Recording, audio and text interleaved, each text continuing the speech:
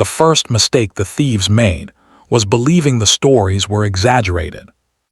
The second mistake was coming at night. Deep in the northern woods, where the trees grew thick and the wind carried secrets instead of sound, stood a single cabin. No lights, no smoke, no sign of life. Men in nearby towns whispered about the woman who lived there. They called her the Black Widow. Some said every man who tried to take from her never came back. Others claimed she was just a grieving woman who scared easily. A few insisted she was cursed. 4 men decided she was an opportunity. Winter had thinned the roads, loss stayed far away, and a woman alone in the woods, no matter how mysterious, was still a woman. Or so they thought. They arrived just before midnight. Their horses were tied far from the cabin. Boots moved carefully through snow, weapons ready. The leader, a scar-faced man named Harlan, raised his fist. "No noise," he whispered. "She's probably asleep or drunk on grief." Inside the cabin, Elara Blackwood was very awake.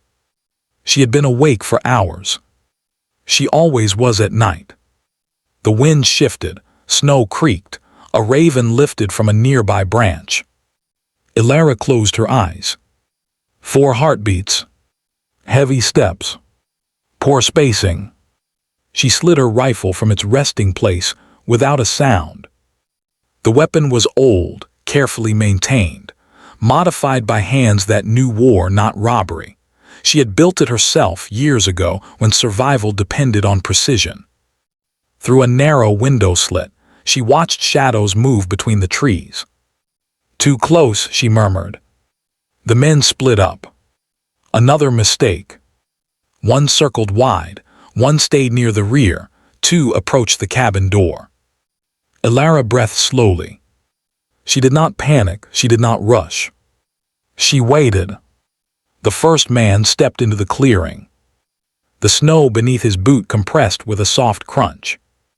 Elara squeezed the trigger. The shot cracked through the forest like thunder. The man fell backward, lifeless before his body hit the ground. Silence followed. Then chaos. "What the hell? Gun, gun!" Harlan shouted orders, but fear had already broken their formation. Elara moved. By the time they fired blindly at the cabin, she was already gone.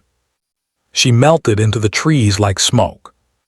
The woods were her territory. She had learned them not as a hunter, but as prey, years earlier when she had been tracked instead of tracking, when running had been the only reason she survived. Now she stopped running. A second man pushed forward, firing wildly. Elara climbed a low ridge, dropped to one knee, steadied her breathing. 1 shot. He collapsed, screaming this time, wounded but alive. She let him scream. Fear was louder than bullets. Harlan cursed. "This isn't some widow," he hissed. "This is a damn soldier." They regrouped near a fallen log, breath fogging, hands shaking.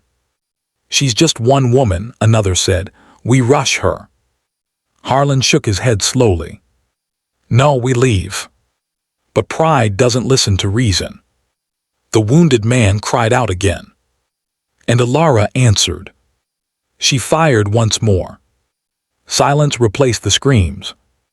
The remaining 2 men broke. One ran blindly into the woods. The other Harlan stayed. He drew a long breath and shouted into the dark. "We didn't know," he called. "We'll go, no one has to die." Elara's voice came from nowhere. "You already crossed the line." Harlan spun, firing. Nothing. She was behind him. The rifle barrel pressed gently against his spine. "You know why they called me the Black Widow?" she asked calmly. Harlan swallowed. "No. Because I survived what killed everyone else." She stepped back. 1 clean shot. The forest reclaimed the silence. Morning came slowly. Sunlight filtered through branches, illuminating 4 bodies in the snow. Elara stood on the cabin porch, rifle resting against her shoulder. Her hands did not shake. They hadn't in years. She dragged the bodies far from the clearing, left them where animals would find them, where the woods would erase them. By noon, there was no sign anyone had come. Except tracks. And even those vanished by nightfall. Long before she became legend, Elara Blackwood had been a name spoken with respect. She had been a sniper in a forgotten war, precise, relentless, unbreakable. Until the war followed her home. Until men who wanted what she had took everything except her life. She learned then what predators never understand. Some survivors don't heal by hiding. They sharpen. Weeks later, another group passed near the cabin. They saw nothing, felt nothing, and wisely kept moving. In towns, the rumors grew darker. They stopped calling her a widow. They started calling her a warning. And in the deep woods, under silent trees and falling snow, Elara Blackwood lived alone. Not because she was weak, but because anyone who tried to hunt her learned too late. She was never the prey. The bodies were never found. By spring, the woods had swallowed every trace of the men who went looking for the Black Widow. But disappearance does not go unnoticed forever. Word reached the wrong ears. In the mining town 2 days south, a man named Calder Voss listened carefully as rumors passed from mouth to mouth. He didn't smile. He didn't interrupt. Calder was a tracker, not a thief, not a fool. And he never chased stories unless they ended in blood. A woman, the bartender said, lives alone, shoots like the devil. Calder set a coin on the counter. Where? Elara felt him before she saw him. The woods spoke differently when a professional entered them. Birds fled early. Snow showed discipline, not panic. She adjusted her routes, changed her watch hours, set new false trails. Still, he closed the distance. Calder moved without waste. His camps were clean. His fire left no scent. He circled instead of advancing. That worried her. For the first time in years, Elara did not sleep. On the third night, she found his sign. A brass casing placed upright on a stump. A message. I know where you are. She smiled thinly. So do I, she whispered. Calder watched the cabin from half a mile away, scope steady. She was good, better than the thieves, better than most soldiers he'd hunted. But legends got sloppy. He waited for her to move. She didn't. Instead, the wind changed. Calder's instincts screamed. He rolled just as the shot split the air. The bullet grazed his shoulder, tearing fabric and skin. He laughed under his breath. All right, widow, he murmured, your move.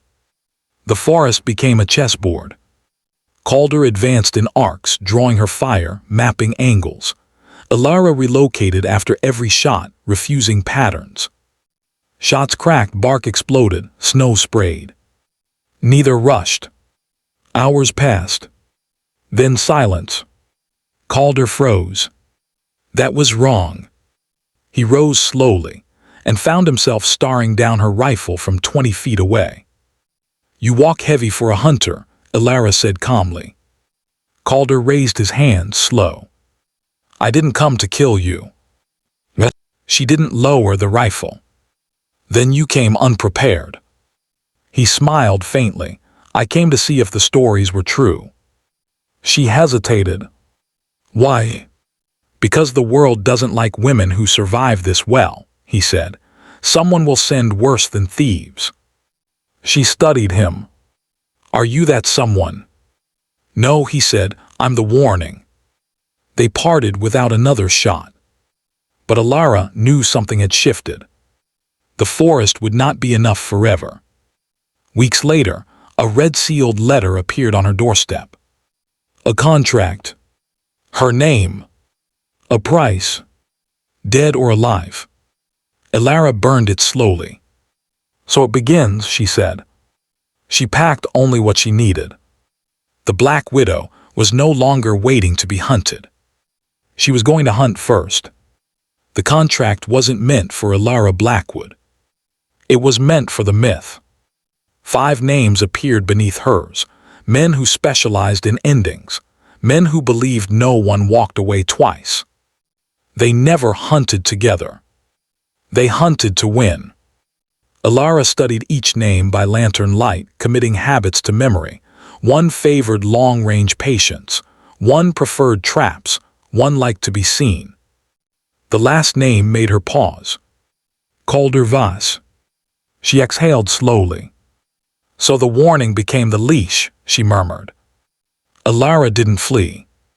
She moved toward civilization. The hunters expected a woman hiding in the woods.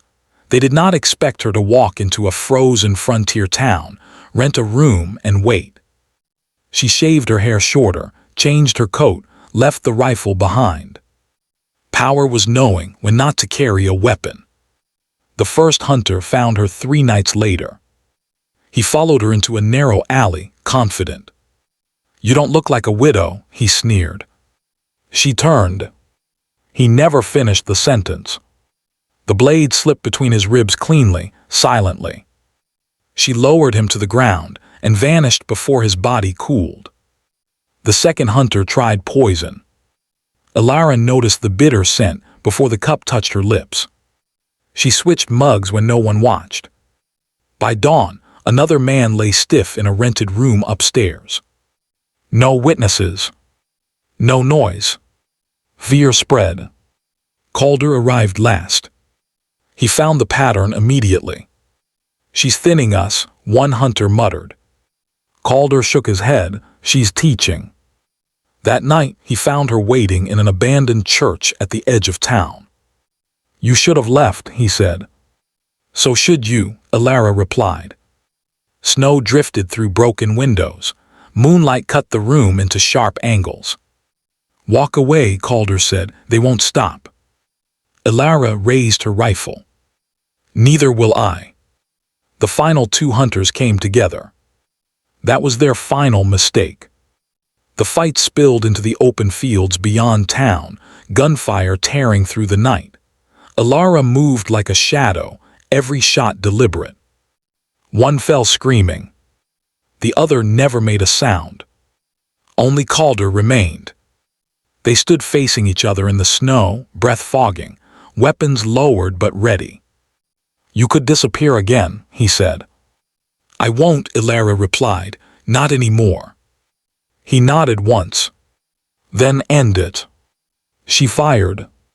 The bullet struck the contract folded inside his coat. Calder staggered back, stunned. Elara lowered her rifle. "Live," she said. "Tell them what happens when they come for me." Calder laughed weakly. "You really are a warning." She turned away. By morning, the town woke to silence. 5 hunters gone. 1 legend confirmed.